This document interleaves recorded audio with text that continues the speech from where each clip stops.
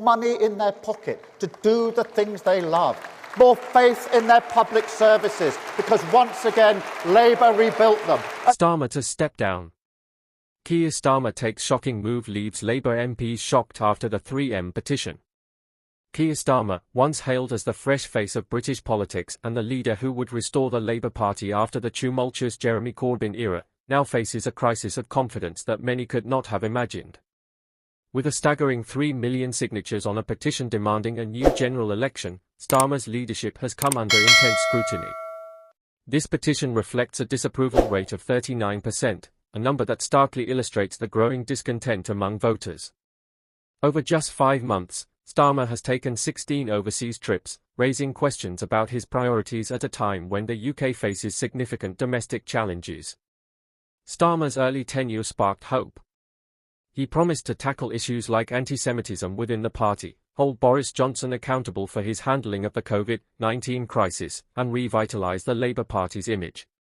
Yet, as time has passed, that initial enthusiasm has faded, and his approval ratings have plummeted. Today, Starmer's standing is worse than during the height of Boris Johnson's controversies, revealing a deep-seated loss of public trust. At the recent Labour Party conference, Starmer struggled to present a coherent policy platform. Attempts at humour, including a poorly received joke about Liz Truss, only drew attention to his lack of direction and confidence. Many supporters who once rallied behind him are now drifting away, disillusioned by his inconsistent policies and failure to capitalise on the Conservative Party's scandals.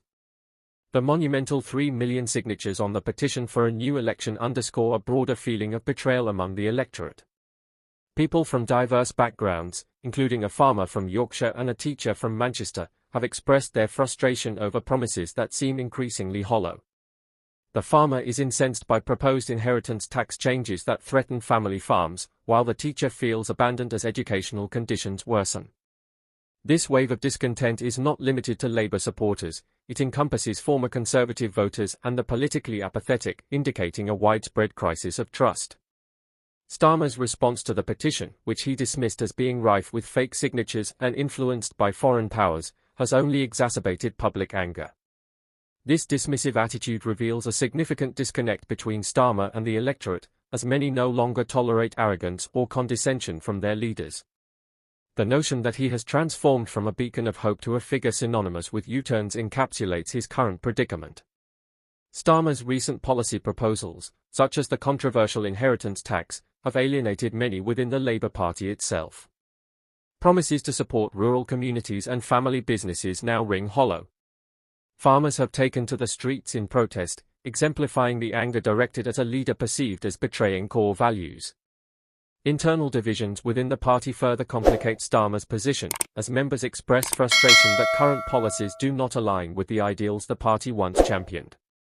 As public dissatisfaction grows, Starmer's leadership appears increasingly precarious.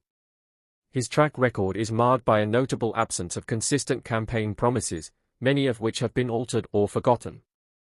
His indifference towards the burgeoning disappointment among the electorate is alarming. Once dubbed Sir Integrity, Starmer's reputation is now in tatters, overshadowed by his apparent inability to uphold commitments. On the international stage, Starmer's leadership has been equally lackluster.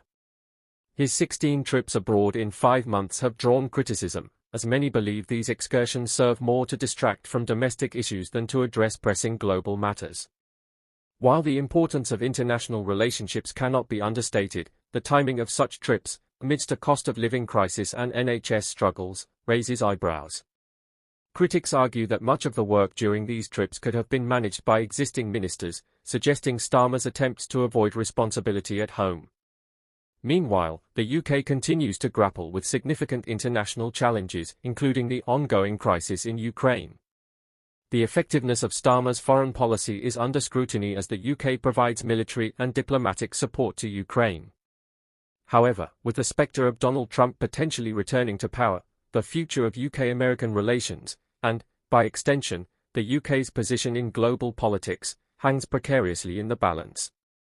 Domestically, Starmer's government faces mounting pressure due to rising crime rates and an immigration crisis that has frustrated voters across the political spectrum. His promises to maintain law and order and establish a fair immigration system have faltered, leading to widespread dissatisfaction.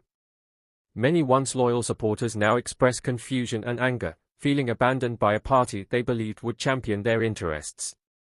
The discontent among business leaders is palpable, as Starmer's administration has implemented policies that many view as punitive. A significant rise in national insurance contributions has left business leaders feeling betrayed, as they recall Starmer's earlier commitments to create a favorable environment for investment. The economic landscape is shifting, with many businesses reconsidering their operations in the UK due to these policies, which they believe are stifling growth and innovation.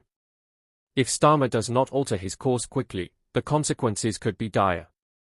The trust between the Labour Party and the business community has eroded to a dangerous low, with many fearing that the UK could be heading towards an economic crisis more severe than the one experienced in 2008.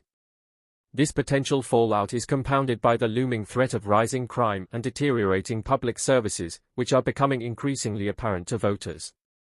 As Keir Starmer navigates this turbulent landscape, he faces a pivotal moment. The challenges he encounters, both at home and abroad, are unprecedented, and his ability to respond effectively will determine not just his political future but also the Labour Party's standing in British politics. With trust eroding and public sentiment shifting, the question remains, can Starmer reclaim the confidence of the electorate, or is he destined to remain a figure of disillusionment? The stakes have never been higher, and the time for decisive action is now.